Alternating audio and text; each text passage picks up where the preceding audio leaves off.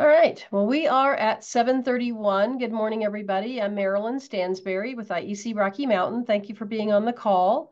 Um, I'm going to kick things off and then introduce our guest speakers. I'm imagining our agenda to be threefold today. One of them being, most of you know that we filed intervenor status before the Public Utilities Commission last year because of the transportation electrification plan and the requirements of that plan not enabling contractors that were members of our association and contractors across the state. It was limiting their access to be able to get the work coming through EVSI, commercial EV charging. So we worked very closely with Mike Foote, attorney at law, who's going to be our primary speaker today, to give us just a little bit of background about what was involved in that, what we went through, and what we are expecting now on the other side of that. Joining us also will be Scott Kelly with CLI Lighting. Scott was the first person to bring this to my attention, and then many others of you shared the same stories that you were unable to get access to the work. And a little bit of history on that was that the Transportation Electrification Plan came about as a piece of legislation back in 2019 that we, IEC Rocky Mountain, monitored. We did not oppose or support it. We did like the idea of growth of the EV market. We knew it was going to happen. We knew that it would change and provide opportunity for our electrical contractors. What we didn't like in that piece of legislation back then was that it was public money. It was taxpayer money, ratepayer money that was going to be used to fund the infrastructure development work. We thought that it should be market driven. So that didn't happen in the way that we liked it. So we engaged as an intervener, and Mike is going to talk about that. Scott will give us a little bit of perspective following Mike's remarks just on the impact and what he sees. The rebate process is still ongoing, so we don't have, today the full link to how to access the new rebate program, but we'll talk about that and we'll talk about the timeline. So that's the first part of our member forum today. The second part is that I would, as Mike and Scott are speaking, I would like for you to formulate the questions that you might have related to the specific topic of commercial EV installation. And then the third part of the member forum today is that I really want to hear from each of you about what's working, what challenges you may see, what else do we need to be focused on in the EV market. We are putting together a continuing education class. We have partnered with Drive Clean Colorado, so there's a lot happening in the EV space. I know from your perspective and for ways in which we are trying to serve you as an association. So with that, Mike, I'm going to turn it over to you. Introduce Mike Foote, attorney at law. And Mike, I don't have your bio in front of me, but if you could give us just a little bit of your background and how this came to be that you were the right person to represent us before the Public Utilities Commission. This was the first time that IEC Rocky Mountain ever engaged as an intervener, so it was a learning process for us, and Mike did a fabulous job of educating us and stepping us through the process, as well as representing us on this issue. So, Mike, I'll turn that over to you. Oh, great. Thanks very much, Marilyn. I'm happy that you're still pleased with my representation. That's always a good thing, like, at the end of it, or at least at the end of this part of the of it where the intervention has ended, I should say. Good morning, everybody. I'm Mike Foote. I'm an attorney. I do energy law. Just a very quick background about, or a quick brief about my background is that after I graduated from law school quite some time ago, as it turns out at this point, I was a prosecutor for a bit of time in Durango and Boulder, and was then elected to the state legislature. I was in the state house for 6 years, the state senate for 2 years. And towards the end of my tenure at the state senate, I started my own law firm that focused on environmental and energy issues. And so I've been doing that ever since. So I have quite a bit of familiarity with the legislation that we are going to talk about here a little bit today, as well as just some of the general direction of the legislature, as well as the Public Utilities Commission. And I also appear before the Air Quality Control Commission, the Energy and Carbon Management Commission. So pretty much when it comes to state agencies, legislation, as well as administrative law, I really do all of that. It's kind of the intersection of law, policy, and regulation. So I was really pleased when Marilyn got in touch, and we've been able to do I think a good case here, and just to I guess maybe ruin it a little bit for you all. You probably heard, but we ended up winning, and that's always a good thing as well. We intervened, and that takes a lot of resources and time. And we ended up having the PUC see it our way. So that was a great result, and I'll go into a little more detail about that later. So what I'm going to do is I prepared a little bit of a PowerPoint. It's very text heavy, which I hardly ever do. I just don't like that, but I wanted to create it that way so that it wouldn't be something where I'm just kind of saying stuff and then you don't have anything to refer to afterwards. So I'm assuming that the PowerPoint can be forwarded around to folks if they have further questions or want to refer to it later. And that's why I did it that way. So I'm not planning on reading it word for word for the most part or anything like that, but I just wanted to have the text on the slides for you so that you can refer to it later if you wanted to. Perfect. So I'm gonna Yeah, and Mike, just so you know, as you're sharing screen, we always do a recap of our member forums. So this will go out to the participants on the call, and for those that may have RSVP'd but haven't yet joined us, we'll send out the PowerPoint slides, any links or references to resources that come up during the course of our discussion. All of that goes in a little summary that will be sent to participants. great. Excellent. So um, what I'll do, I mentioned this is a bit text heavy, so bear with me on that. But also, what I'm going to do really quick is give you a brief outline of what I intend to go over here this morning. First, I plan on getting into the statute a little bit, just because that's where the language comes from the argument that we've made, and that we'll want to end up carrying forward in future transportation electrification plans, because there's going to be future TEPs. So I'll get into that. It won't be a law school class or anything like that, but I want to get into some important language about the statute. Then I'll talk a little bit about what was happening after the first transportation electrification plan was approved. Marilyn mentioned that a little bit at the beginning of her remarks about how it was pretty much impossible for those of you on this call and other IECRM affiliated contractors to get any work when it comes to EVSI or electric vehicle supply infrastructure installation.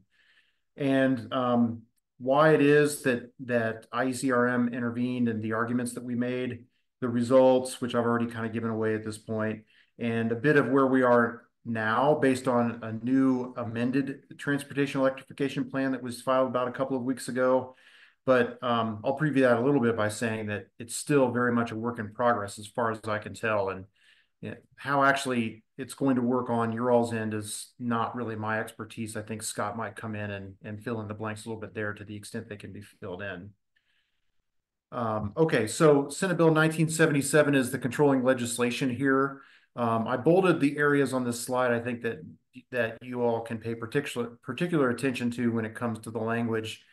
The overall standard here that the Public Utilities Commission must apply is whether or not a plan is in the public interest, and how they determine whether it's in the public interest in the context of a transportation electrification plan is that an application, in other words, the TEP or transportation electrification plan, must seek to minimize overall costs and maximize overall benefits. So, of course, there's lots of blanks to be filled in about what exactly that means, and the commission did that in this case.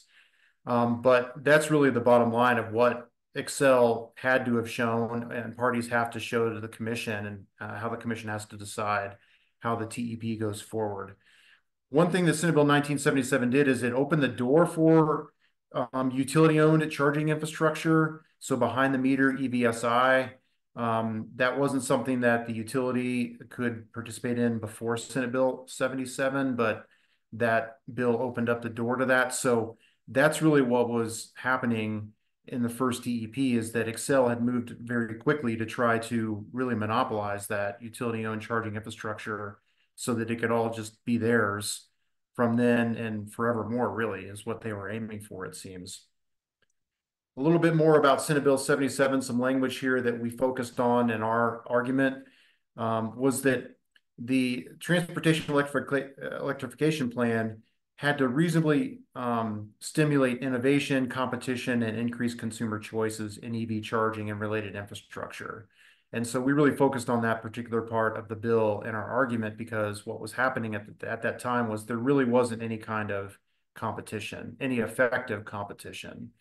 You all were put at a huge disadvantage when it came to trying to compete with Excel because of the way that the first TEP was structured. And so it seems that we have made some good corrections in the second one that should help stimulate that innovation, competition, and increase consumer choices for EVSI in particular.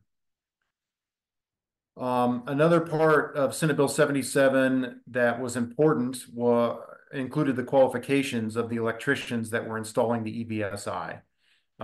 It included licensure requirements as well as apprenticeship requirements, which the language in this bill, I think, frankly, was put in there to benefit IBEW affiliated contractors. But as we made clear, the IECRM affiliated contractors fulfill all these requirements as well. That was something I don't think that many folks really understood, and the commission probably didn't understand until we made it 100% clear that ICRM affiliated contractors fulfilled all of these statutory requirements and could actually do the work based on the statute, as well as just skills and the fact that you know what you're doing. So the 2021-2023 Transportation Electrification Plan was the first one that was filed. It was filed in 2020 as a result of Senate Bill 1977. So this was the first time around, the first one. We were into the second one, and I'll talk about that in a minute, but it's important to talk a little bit about the background of the first one, I think. So the first one, once it was approved with some modifications by the commission, really created what appeared to be some unfair competition. Really, there wasn't an ability for you all to compete on a level playing field with Excel when it came to behind the meter EVSI, commercial EVSI in particular installation. So the reason why this was because Excel was able to offer, quote unquote, free commercial EVSI installation and maintenance so no cost to the customer. It was all recovered through ratepayer funds, of course. So, they were making money off of it, but it was free to the customer. And that's really difficult for others that aren't recovering ratepayer money to compete with. And so that was really what was created on the ground as a result of the first TEP was this unfair competition and these dynamics surrounded that. And on top of that, what Excel ended up doing was not opening up their contracting processes to more than just one company. They ended up contracting out commercial EVSI installation through just one company, and that was Sturgeon. And this wasn't because there wasn't a lot of work out there. It was just because, for whatever reason that we're not clear about, they just decided they wanted Sturgeon and Sturgeon alone to do this commercial EVSI installation.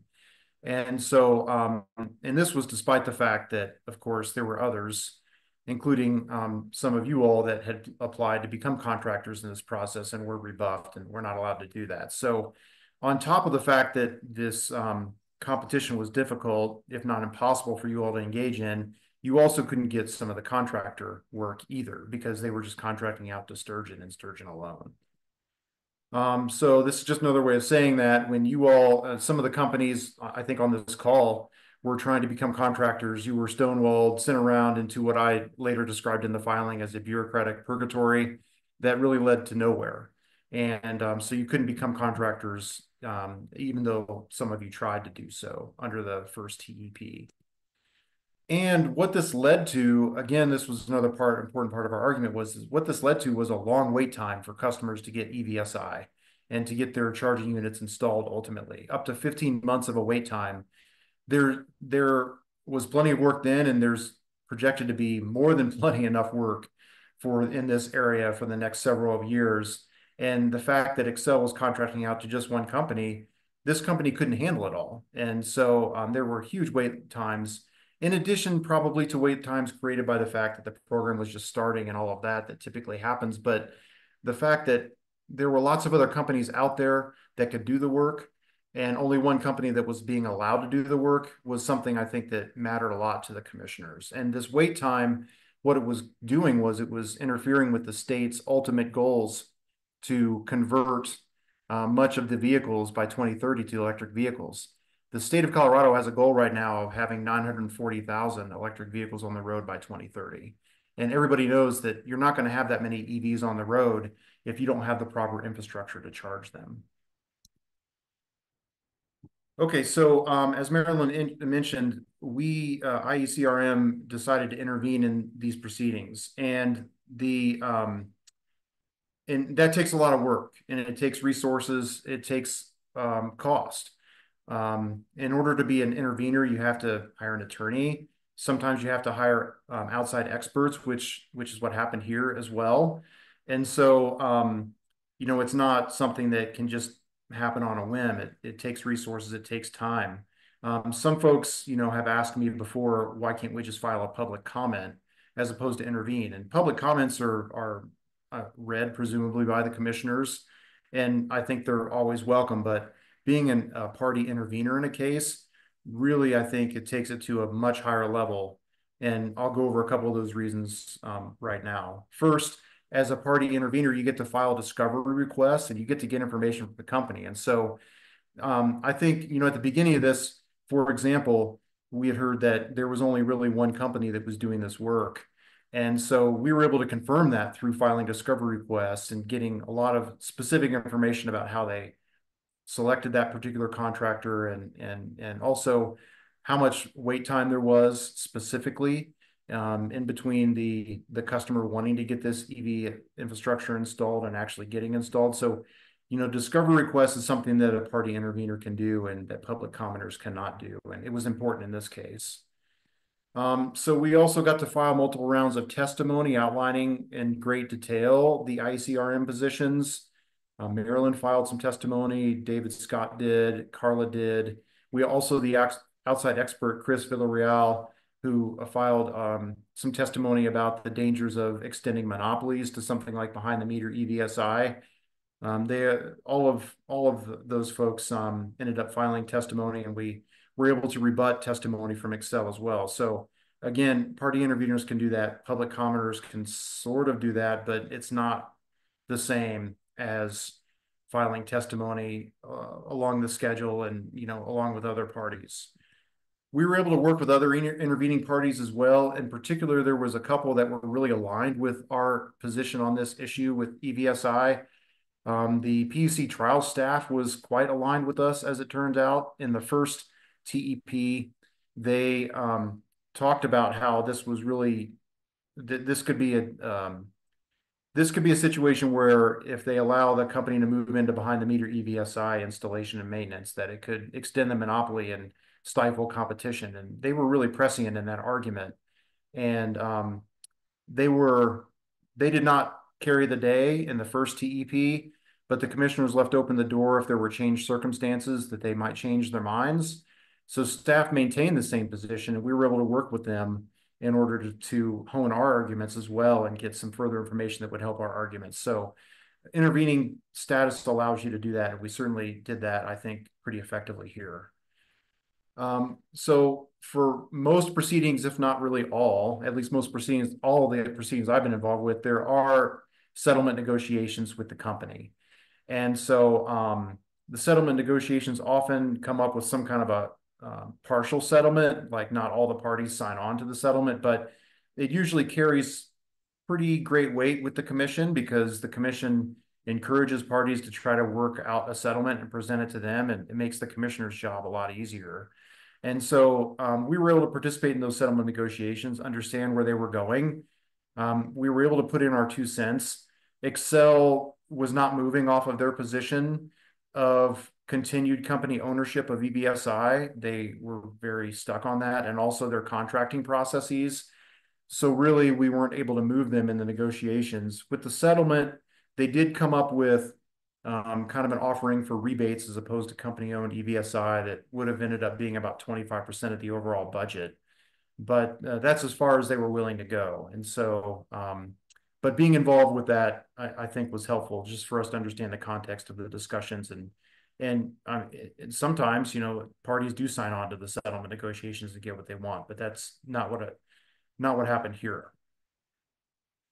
We were able to participate in the actual hearing, which was, if I recall correctly, at least 5 or 6 days. Um, and it includes cross-examination of company witnesses. And again, public commenters can't do that. Intervening parties can. And I think we were able to make some good points through our cross-examination of witnesses as well. I mean, cross-examination is not like you might see in the Law and Order shows. You don't get people just to change their minds on the stand or anything like that, but you can make your points through cross. And we made a number of, I think, important points through cross that drove the issue home to the commissioners about why we were involved and what the issue was. We were able to file a final statement of position, which drew it all together. Um, as an intervening party, you can file motions for reconsideration. We did not because we liked the decision, or at least the interim decision that came out from the commissioners, and the final decision for that matter. But we could have if we wanted to.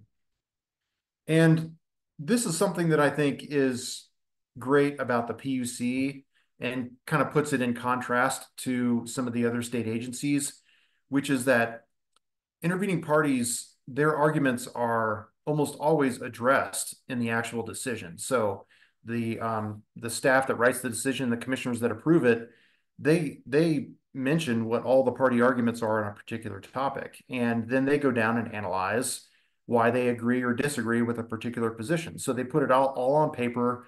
They actually have to go through the exercise of analyzing it, and that's just different than my experience in other agencies where they get a bunch of information at the end. They say, well, I just want to do X or Y, and then that's the end of it. So the PUC decisions have to or they do consider intervening party positions and then provide analysis, which was helpful in this case as well for us. So here's just a screenshot of the table of contents that I put on here for our arguments. What we argued here was, yes, we understand that the 2021 to 2023 transportation electrification plan allowed for behind the meter company owned EVSI installation and maintenance. And so here's what's happening as a result of that. And we were able to lay out what had been happening, and I kind of went over this before, but that the company was pretty much creating a monopoly at this point already, even after just 2 years of this transportation electrification effort. And they were doing it through unfair competition. They had the advantage of the monopoly already. They were able to provide EVSI installation and maintenance free to the customer, but not free to the ratepayer. And it was just cutting out a whole bunch of other companies that wanted a part of the work and couldn't get it because of the contracting processes and just their desire to own all of the work. Then we argued that this situation was untenable because it was delaying EVSI installation and delaying electrification. This was an important part of our argument as well because the PUC commissioners, just like everybody else in the state, is well aware of orders from the governor and goals from the governor, which includes, as I mentioned before, almost 1 million EVs on the road by 2030 and having the accompanying infrastructure to support that. And so then we talked about why the settlement provisions were inadequate and inequitable. What they had done with the settlement was they proposed about 25% of the total spend to go towards rebates, but then they would own the rest of the EVSI installation and maintenance. But that still, given the fact that the way that it was written, that IECRM companies would still be at a huge disadvantage, an unfair disadvantage when trying to compete with Excel, mainly because Excel would still be able to offer the EVSI free to the customers, but the rebates only covered about approximately 50% of what the expected cost would be. So it would be really hard to go to a customer and say, you can go with us and still pay 50%, or you can go with Excel and get everything paid for. That's really hard to compete with. And that's something that we hammered on and pointed out several times. So what the commission decided was that there would be no more company-owned EVSI And then in fact, with this, starting with this TEP, there would be 100% rebates.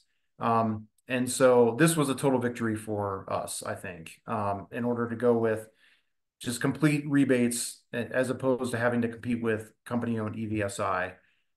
These I put a couple of quotes on these next couple of slides that really get to the bottom line of the decision. And the reason I put this first quote on here about IEC, they called them IEC RMA. That's how they abbreviated you all. I pointed out a couple of times you like to abbreviate yourself with IEC RM, but they stuck with IEC RMA. Fine, as long as they see it our way, I don't really care. But they found that the active presence and the arguments that we made were really important to showing that the assumptions around the first TEP and their decision around the first TEP were no longer valid. That in fact, Excel was using its monopoly to compete unfairly and to really dominate the EVSI market. And at this, one of the arguments that we made was if it's not corrected now, then it's never going to be correct in the future because none of these other companies that can do it will be able to do it at some point in time in the future. Excel is going to be in too deep at that point. So they found that the 100% rebate was going to stimulate innovation, increase consumer choice, et cetera, which was in line with the statute that I talked about before. So this is where what I want to emphasize is this is where you all come in. They specifically said that this shift to the unregulated market, in other words, 100% rebates, will attract more electrical contractors to provide these services, which is likely to dramatically increase the number of salespeople, be able to install EVSI quicker. So you need to prove them right on this. We made this argument that, this was basically our argument, and they accepted it, put it in the decision. This is great. Like, this is a kind of a lawyer's dream come true. But at the end of the day, you all have to back up the commissioners on this and make them understand this was the right decision. And Excel and IBEW and others are going to be watching really closely. There's going to be another TEP in a couple of years. And if it's not working out the way that we argued and the way that the commissioners accepted, you can bet that Excel and IBEW and others are going to come back and say, hey, we need to reinstate company-owned ownership of behind-the-meter EVSI because it's not being installed fast enough. Other contractors, as it turned out, are not interested, and it's just not working out. So you really have to engage and prove them right. That would be my main ask of you all as a result of this decision. And they did address the labor issue a little bit, and they found it to be moot because it's a 100% rebate program at this point, which, I think it is because as part of the rebate, you can choose your contractor. But I just wanted to highlight this because I think that the practices that Excel was using about selecting just the one contractor was not really taken in a good way by the commissioners. They're giving a little bit of a nudge here to Excel to kind of shape up and not do it this way in the future, I think, through this quote and others. So I'm taking some screenshots here from the revised transportation electrification plan that was filed with the PUC just a couple of weeks ago. I sent a copy to Scott and Marilyn, so she will probably end up forwarding it to you all. I just took a couple tables here just to show what they anticipate happening, and I'll draw your attention in this one to kind of the middle of the page where it says EVSI rebates. EVSI rebates, of course, in 24 were projected to be nothing because because Excel is allowed to finish up what they had started. That was one thing that came out from the final decision was there were a number of contracts that Excel had already filed with the expectation that they would be able to install company-owned EVSI. And the commission didn't want to nullify those contracts, even if they could, they didn't want to. And so that's going to continue, and that's going to wind down, though. And what we're going to see starting in 2025 is an increase in the rebates that are occurring for commercial EVSI installations. So you see it's 0 in 2024. It moves up to 18.1 million in 2025, 44 million in 2026. So a total for those 2 years of 62 million of expected rebates, at least at this point, of what Excel is putting in their transportation electrification plan, their revised plan. So, they're projecting that they're going to be winding down company owned. They're going to be winding up rebates, which is exactly what they're supposed to do according to the decision. Again, apologies for the text heavy, but I just kind of copied it. Well, I just screenshotted this from the new TEP. These are the rebate amounts that they're looking at. And as you can see, well, I think the premise of it is that the rebate amounts would constitute about 50% of what's expected to install this particular EVSI. And I'll just mention EVSE here refers to the actual chargers. So what they're expecting it to cost based on the pleadings and based on the commission's findings, they're expecting it to be about 50% of the total cost to do these things. So standard rebate per port for a level 2 EVSI is $5,800 and change. However, if these things are installed in a disproportionately impacted community, the commission wants the full cost to be accounted for. And so what they're projecting to be the full cost per port is $11,670.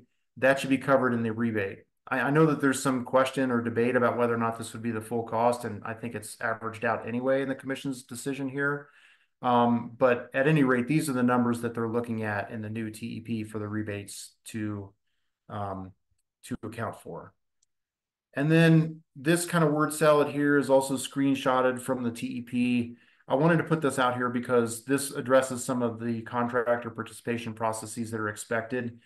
This gets out of my knowledge area and much into more your knowledge area, but I just wanted to highlight that they are mentioning this in the TEP, and it doesn't look like a great amount of detail to me. It looks like there maybe needs to be more that needs to be worked out. And even so, it may not be all that easy. But at any rate, this is what's in the new TEP about how contractors can qualify to install the work. So I just thought it was important to highlight that. Okay, so I'm going to just conclude by highlighting a couple of things. First, the intervention was successful, and you all should be congratulated for coming to the decision to do so. It was a good idea.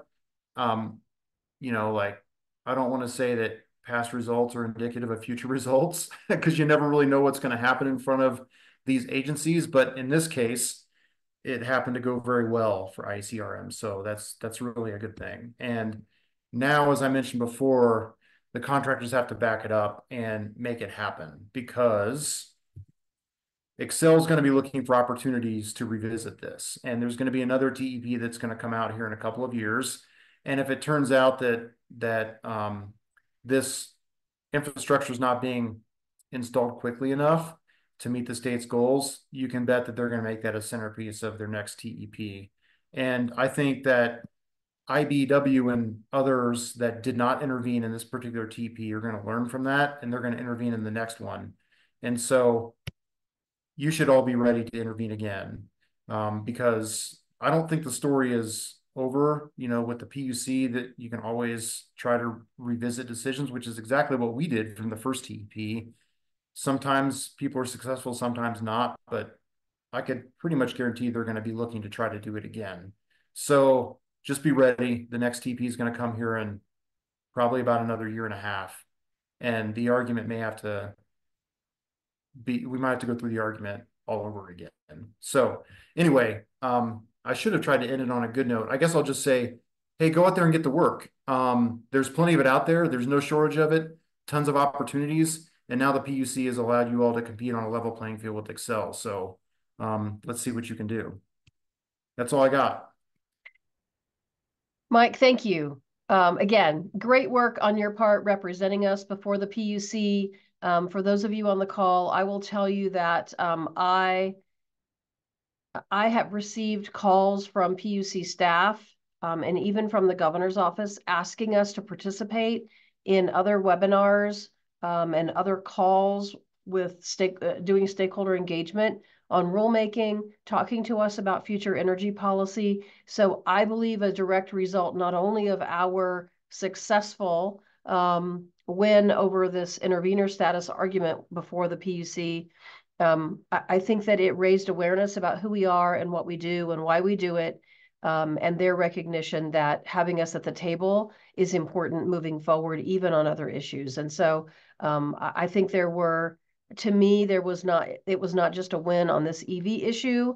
but it was a boost for us as an industry of merit shop contractors to be invited back at the table on other things. So, Mike, again, thank you. And I don't think you've heard me say that exactly, but I have over the last few months been invited to participate in things related to the PUC and energy code and rulemaking that we hadn't been at the table before. And I think it's a direct result of the work that we've done over the last Great. year and a half.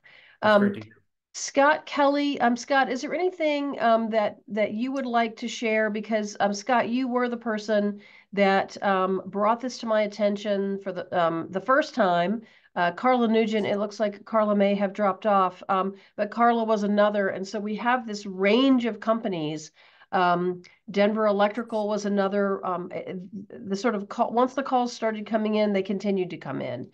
And Scott, I just wanted to give you an opportunity to share anything that you might have from your experience or sort of what you see happening moving forward. And then I want to open it up for questions and talk a little bit about the future of EV beyond just this PUC proceeding. Scott.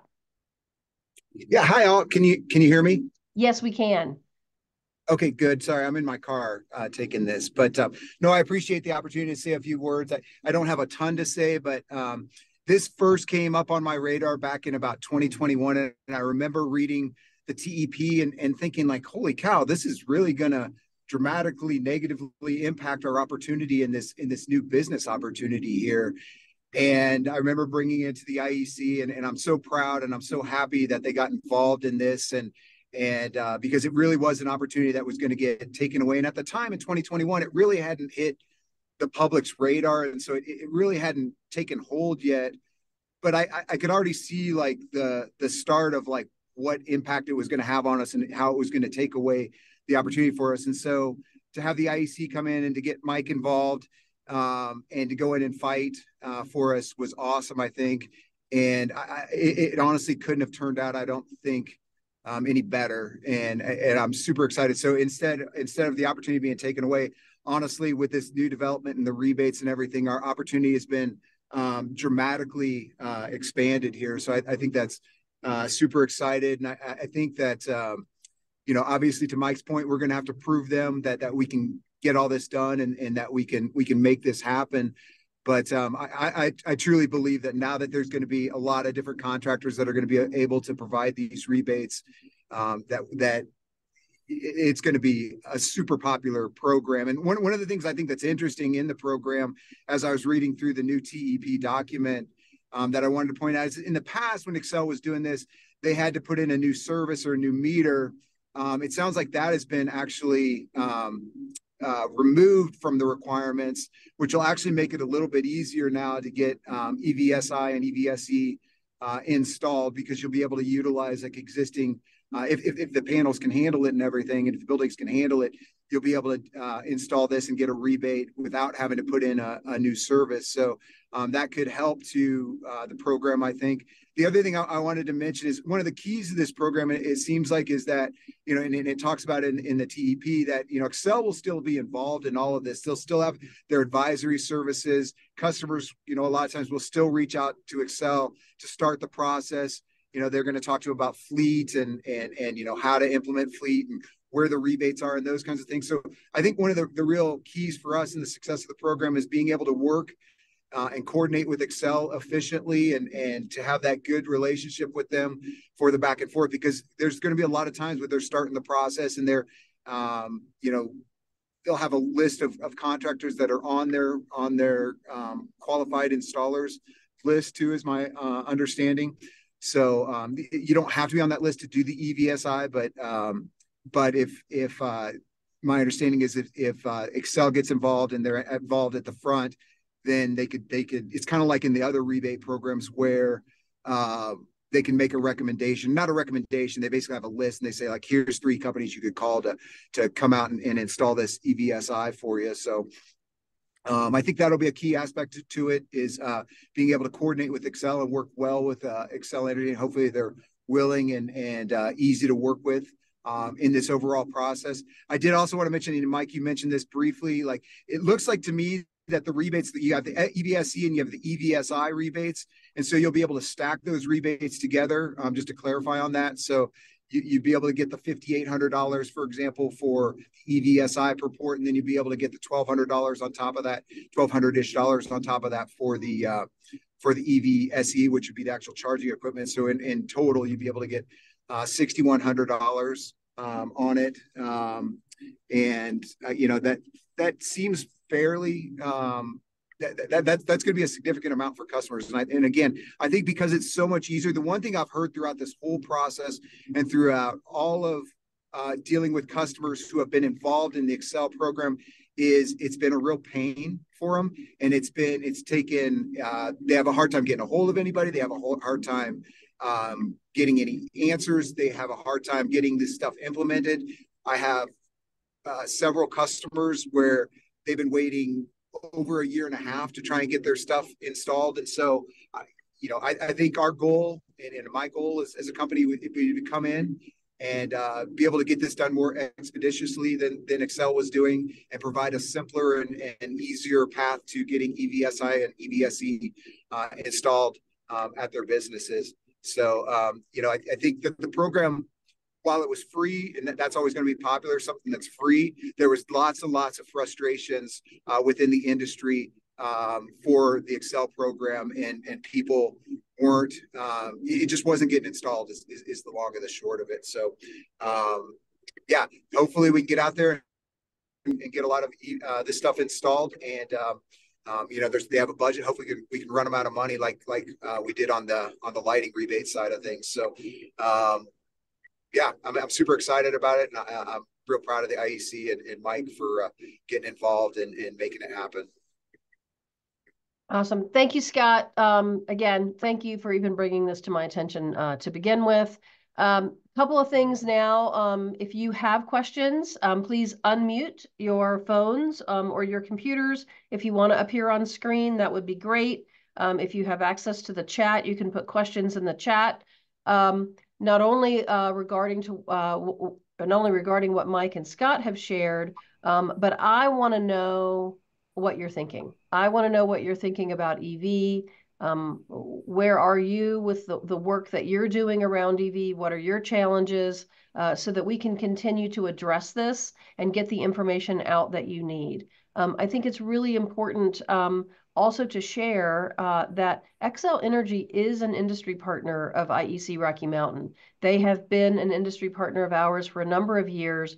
We've worked very closely with them on rebates, helping to understand them. They've done energy audits. They've done training. They've even done training on EV charger installation many years ago, before the Transportation Electrification Plan was even put together back in 2020. So I just want to make sure that we use this opportunity as we're together today to address challenges, let you have an opportunity to ask questions. Holly has just put in the chat that we are going to be offering an EV charger installation, EV charger training program. For those of you that are familiar with the Infrastructure Act and have been accessing any of the work through the infrastructure funding, it requires contractors to be EV ITP trained, and it's one sentence with a period. And then the next paragraph talks about other ways that you can be EV ITP qualified. EV ITP is a program that is offered for certification on EV charger installation, but it's content that was created by the union, and you can take the class. Anybody can take the class, but it's not the only it's not the only qualification, if you will, to be able to access this infrastructure work. And so we've been really clear to point out to Drive Clean Colorado, to some of the other partners that are involved, and they've been asking us about, as part of our apprenticeship program, is everybody getting EV ITP certified? And we've been really clear to educate that you don't have to be. The fact that you are a qualified electrician qualifies you to do this EV charger installation. However, to specifically address it, we have created a 20-hour continuing education program that will begin in October. Saturday, October 19th is the first offering. Again, Holly has shared that within the chat. We will send this out in our summary notes to be able to have you access that class. But it's just one more way for someone that wants to get more skilled, specifically in the EV charger space, and it will very clearly check the box of what is in that infrastructure bill requirement for access to funding through that work. So questions? Do I see anybody that has Clint, did you unmute? Do you have a question? Yes, ma'am. Considering the comment about future another level of engagement in the next TEP in a year and a half or so, is there a semblance of what the measurables that the PUC will be looking at and or Excel would be looking at in regards to how well merit shop contractors have met that level of engagement? Is there any semblance of what those measurables look like?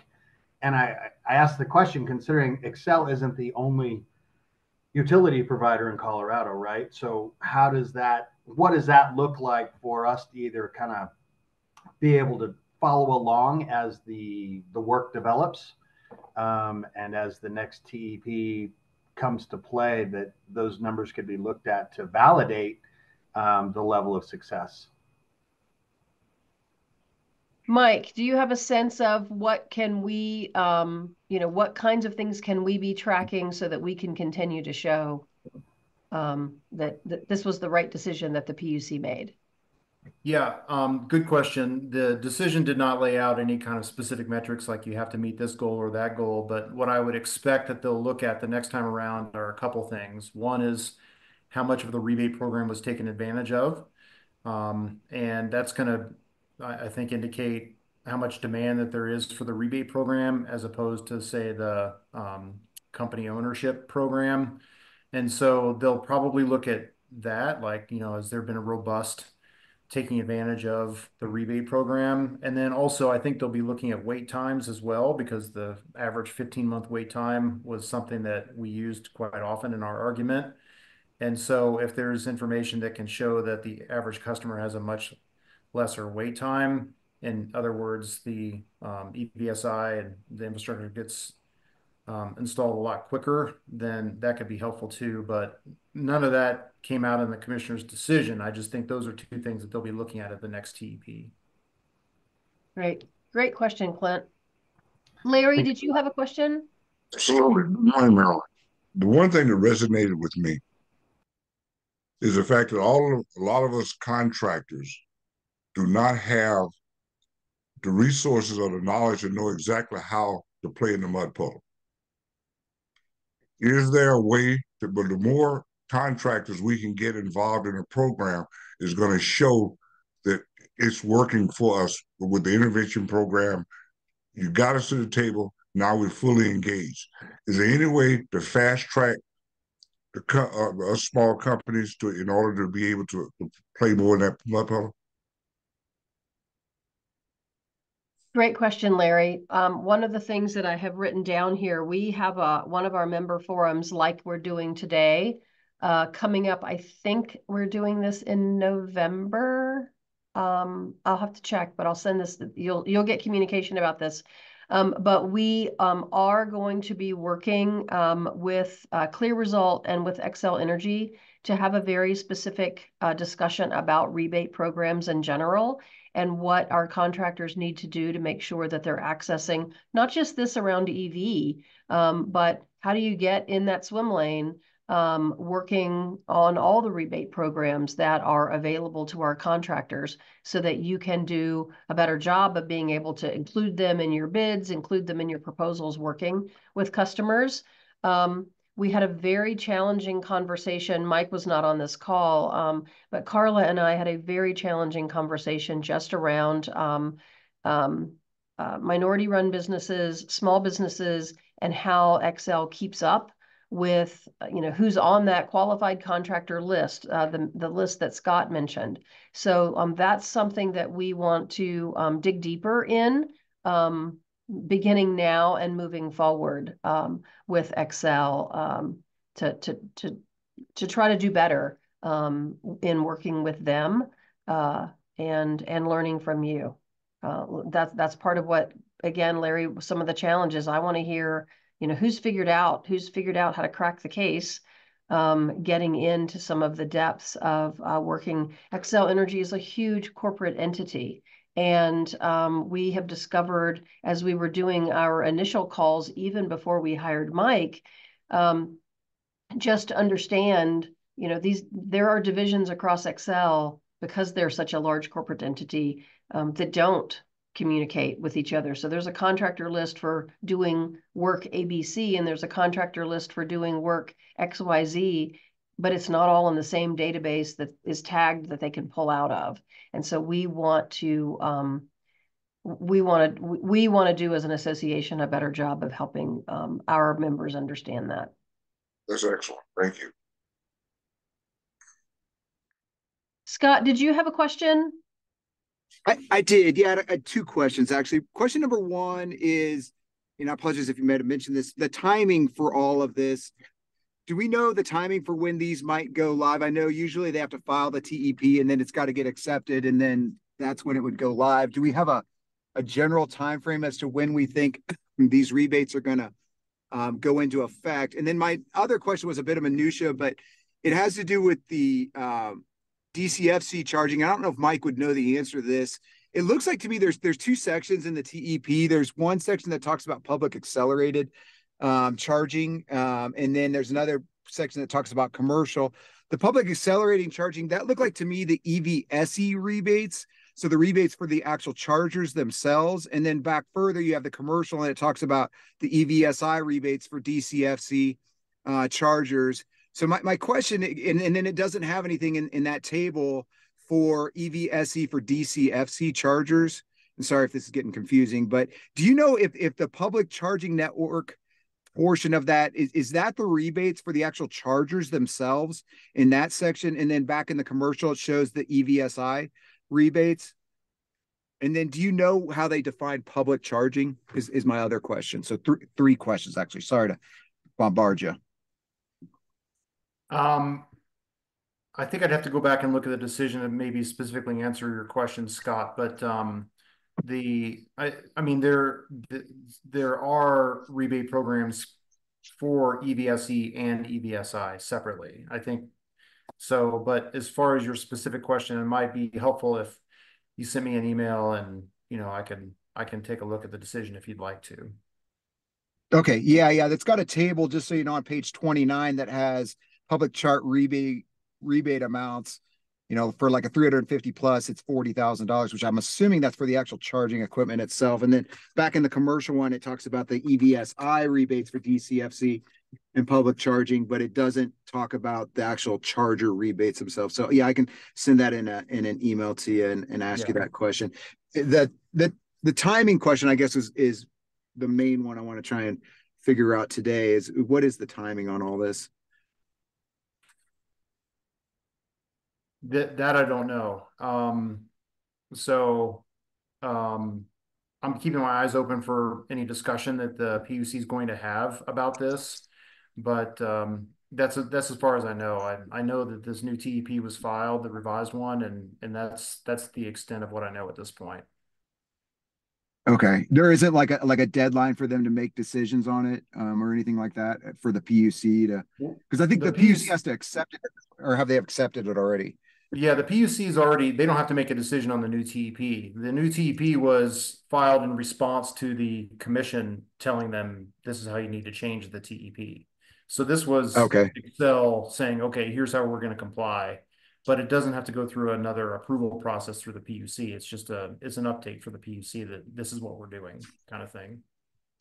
Okay, well, maybe the timing will come out, shed a little light, like on the 20th when they have their roundtable meeting. Maybe. Yeah, that's what I was going to share, Scott. I looked a little bit at that agenda, and it looks like maybe that might be the case. But I think I will follow up with our Xcel Energy, the person that outreached to us to invite us to that first level conversation back in May, just for relationship building. I think I'll just check in and see how the process is going, and if there's anything else that we can do to contribute to awareness or conversation. Yeah. So It'd be nice to know like ahead of time, obviously, so we can all hit the ground running. Excel sometimes announces things without like we'll get these kind of sudden announcements like they paused the rebate program just recently and like it came out like a week before the pause. So like it'd be nice if we knew, you know, a month ahead of time or something like that when they're going to go live, and again we could hit the ground running and be ready for it when it happens. Yeah. And be promoting it to our customers too, because you know I don't think we want to promote it too much before we know for sure what's happening. They know that's going to happen and everything. Right.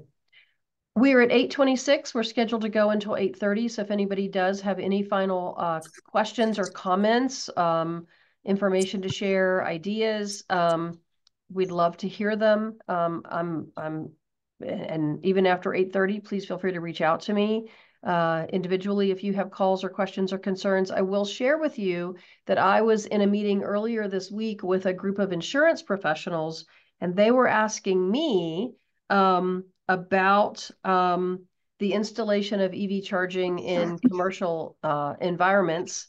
And from an insurance perspective, insurance providers are trying to understand more about the, you know, what's involved with more power, outdoor power, doing related concrete work, and other additional risks that they see as they've seen the growth of EV charger installation by their clients and customers. So, so I think that that's sort of another angle around all of this EV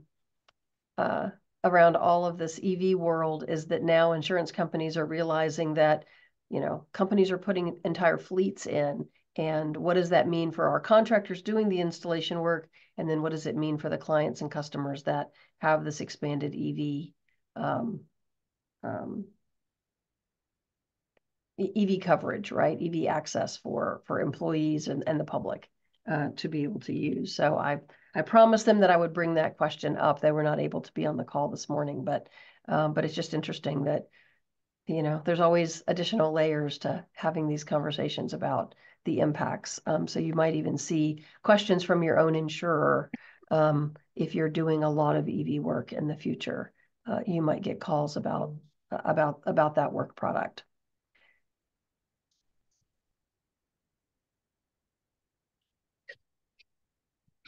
Mike, any final comments? We've got just a couple minutes and then we will let everybody go and have their day.